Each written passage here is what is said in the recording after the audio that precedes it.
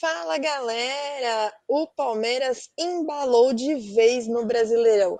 O time chegou à quinta vitória consecutiva no domingo contra o Juventude e parece que o Abel Ferreira arrumou a casa.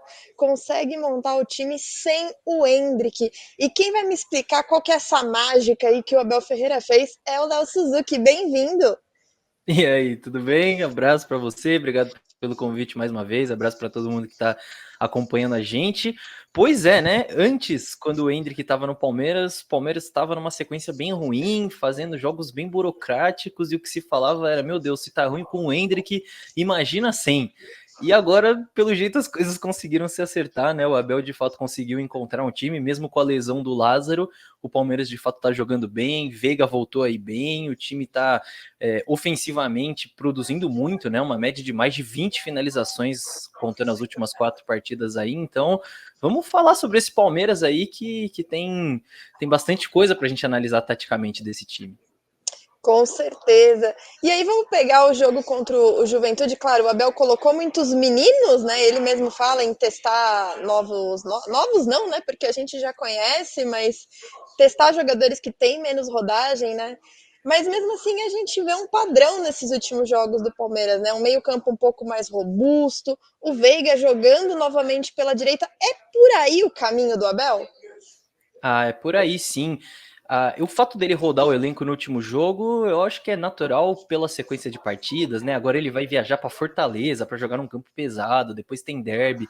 Então acho que é natural ele fazer essa rodagem, mas eu acho que a cara do time já tá muito clara, né, de como o Palmeiras conseguiu encaixar aí. Então até dá para ver no campinho que a gente montou mais ou menos como o Palmeiras se posiciona quando tem a bola, né? Esse posicionamento ele já é bem padrão da era Abel, mas é interessante a gente observar como as características dos jogadores estão ajudando. Então, o Naves entrando para fazer a dupla de zaga com o Murilo e fazendo essa saída de bola ao lado do lateral direito, né, seja o Marcos Rocha ou o Mike. O Naves tem ajudado muito o Palmeiras, porque sempre joga para frente, sempre busca um passe vertical, e o Murilo também, ofensivamente, tá espetacular, tá conduzindo a bola, dando passes, fazendo inversões, enfim. Então, os zagueiros já ajudam muito a construir. Eu acho que um outro fator que talvez até esteja sendo pouco falado, mas que faz toda a diferença para o Palmeiras ter conseguido se acertar é a dupla Aníbal Moreno e Zé Rafael, que para mim é a dupla ideal desse Palmeiras e que não tinham jogado tanto juntos ainda. O fato do Rios ter ido para a seleção colombiana, acho que acabou forçando essa dupla a jogar junto e faz toda a diferença, são muito importantes. E aí você tem o Estevão com muita estrela, bem aberto pela direita, você tem alternativas diferentes para essa posição ali ao lado do Veiga, né? Primeiro o Lázaro, que é um cara mais atacante, mais vertical, tem mais drible, tava muito bem, acabou lesionando, o Abel encontra o menino por ali, que na minha visão fez 2 partidas bem corretas, né? Nos últimos jogos contra a Juventude, contra a Bragantino, com uma característica diferente do Lázaro, mas muito bem nessa função, e você tem o Veiga de volta onde ele mais gosta de jogar, né? De fato, sem ter tanta concorrência ali por essa posição. O Abel já falou várias vezes em coletiva que o Veiga gosta de jogar ali, o Endrick gostava, o Luiz Guilherme gostava, o Estevão gosta, então é realmente muita concorrência, mas faz toda a diferença para o Palmeiras ter um Veiga bem, ter um Veiga confiante, mesmo sem ter feito gol contra o Juventude, é um cara que muda o jogo totalmente só de estar nessa boa fase, né? É verdade. E aí a gente fala, né, esse crescimento do Palmeiras tem muito a ver com o Veiga, vamos por assim, ou tá no lugar certo, ou tá mais confiante. Tem muito a ver uma coisa com a outra? Eu acho que sim. Quando a gente fala de lugar certo, né, até legal a gente mostrar o mapa de calor do Veiga na partida contra o Juventude, dá para ver muito bem como ele tá pegando mais na bola ali por esse lado direito, né, esse meio atacante pela direita ali, que é onde ele de fato gosta de jogar. E só para trazer alguns números também, nesse jogo contra o Juventude, além da assistência, o Veiga deu 8 passes para finalização, teve 96% de aproveitamento nos passes e 60% nos cruzamentos, né? 2 cruzamentos dele geraram gol e 60% para cruzamento é uma porcentagem bem alta. Então foi realmente um jogo bem legal do Veiga e faz sim toda a diferença. Eu acho que o problema não era só o Endrick, problema, né? Acho que a única questão que fez o Veiga jogar mal naquela fase não era só concorrência ali com o Endrick, tiveram outras questões, a gente não pode também anular o fato de que o Palmeiras teve 12 dias para descansar antes dessa boa fase. Eu acho que isso fez toda a diferença. mas essa evolução do Veiga, eu acho que passa por esse descanso até da cabeça, né? O Abel falou isso na última coletiva, passa por estar jogando mais uma vez na faixa de campo que ele gosta mais.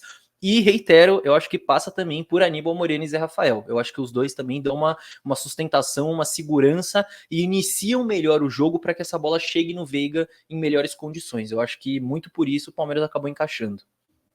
Então a gente pode dizer que as convocações ajudaram o Abel a achar esse time, especialmente aí nesse meio de campo?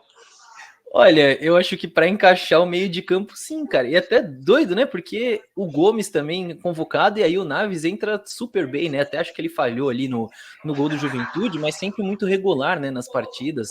E como eu disse, muito bem com bola também, ofensivamente. Então, não dá nem pra gente prever como que vai ser esse Palmeiras daqui 1, 2 meses, né? Porque vão voltar os convocados e ainda vão vir as contratações. Mas, de fato, acho que limitar um pouco as opções, acabou forçando o Abel a usar um pouco mais o que ele tinha aí e deu certo, acabou encaixando. E você falou muito dessa dupla, né, de Zé Rafael com Aníbal Moreno. Como que você acha que isso ajuda na dinâmica desse meio-campo do Palmeiras, tanto na construção, quanto até uma segurança defensiva também, né? Você vê o Palmeiras sofrendo menos contra os adversários. Total. O Aníbal e o Zé Rafael defensivamente são jogadores muito seguros, né? Muito agressivos no bom sentido da palavra, né? Não de bater, mas de sempre chegar em firme. Eles têm um timing muito bom para pressionar o adversário ali. Então, defensivamente, eles dão uma bela sustentação. E ofensivamente, eu acho que eles se completam, né? Porque o Aníbal Moreno é aquele volante que o Palmeiras precisava o 2023 inteiro e não teve, que era esse volante que, além do papel defensivo, consegue iniciar a jogada, consegue fazer esse primeiro passe limpo para a bola chegar no Veiga, para a bola chegar no Estevão, é o cara que consegue clarear a jogada ali no início, e o Zé Rafael, por mais que não seja o volante passador, ele chega muito bem à frente também, ele infiltra, ele tem uma condução, ele tem um drible, e tem essa sustentação defensiva também. Então eu acho que é uma dupla que se completa muito bem e que dá essa possibilidade para o Veiga jogar um pouco mais tranquilo. E são volantes que até fazem a sua contribuição lá na frente, né? O Palmeiras ganhou há poucos dias aí de 4-0 do Atlético Mineiro. O primeiro gol foi um gol do Aníbal Moreno, o segundo gol foi um pênalti cavado pelo Zé Rafael, justamente numa infiltração, né? Então é uma dupla que consegue sustentar o time defensivamente, que tem características que se complementam ofensivamente e que volta e meia ainda vão para a área e contribuem diretamente com gols, né? Então são coisas que fazem total diferença para o time. E aí a gente falou muito de meio-campo, mas vamos falar um pouquinho lá da frente. Estevão, Dudu e Rony podem ser um futuro trio do Palmeiras? Podem sim.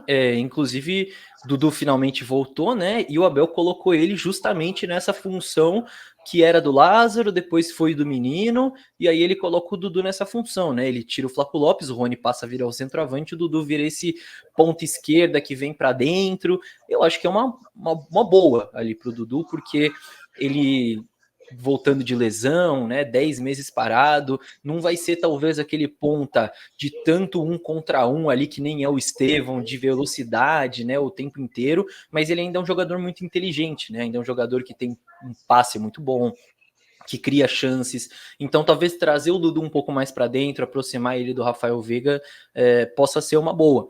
E o Estevão, a gente fala de contratações, né? Dudu voltando, Felipe Anderson sendo contratado, mas não tem como tirar o Estevão desse time também.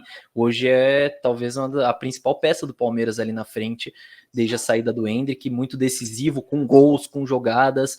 Dá para ver que o Abel valoriza muito o garoto também. Então, eu acho que enquanto ele ainda estiver aqui, né? Pelo menos por mais um aninho, ele vai continuar sendo titular e o Abel vai ter essa dor de cabeça boa aí para montar esse ataque.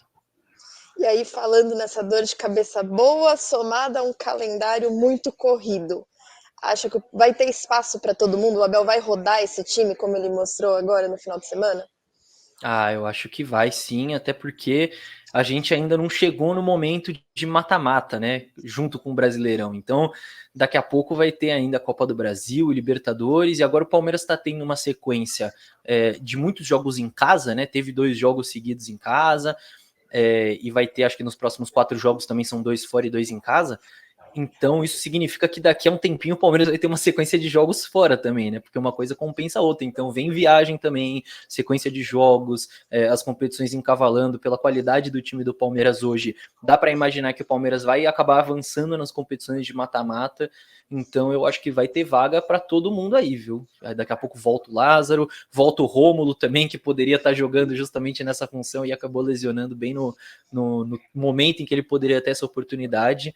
Mas eu acho que vai ter sim espaço para todo mundo e até bom, né? Porque quando você tem tantas opções assim, se um jogador tá jogando um pouquinho abaixo do que ele pode, já tem várias outras opções ali pedindo passagem para atuar. Então, como dissemos, dor de cabeça boa pro Abel, e eu acho que dá para falar tranquilamente que em 2024 o Abel tem o melhor elenco ofensivamente ele falando de toda a era Abel, assim, acho que desde que ele chegou, ele nunca teve tantas opções ali no ataque para montar o time.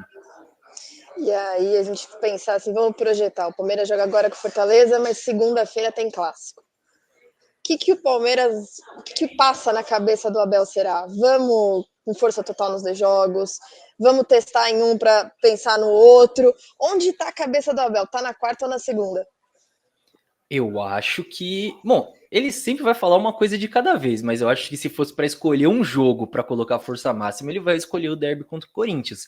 Então acho que vai depender muito de como vai estar aquela avaliação interna, né? Porque ele poupa agora alguns jogadores que estavam numa sequência pesada, então imagino que Piquerez deva voltar para o próximo jogo, Aníbal Moreno deva voltar, enfim, esses jogadores que foram poupados.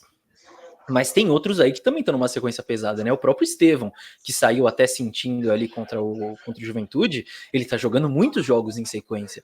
Então eu acho que se internamente identificarem que se ele jogar como titular contra o Fortaleza, gramado pesado, viagem longa e tudo mais, ele não vai estar 100% para jogar contra o Corinthians, eu acho que vão poupar. Eu acho que vão tentar dar uma equilibrada. Se identificarem que dá para ir com o time força total nos dois jogos, aí vai, mas é complicado, né? O calendário é puxado e, querendo ou não, o foco vai ter que ser no derby contra o Corinthians.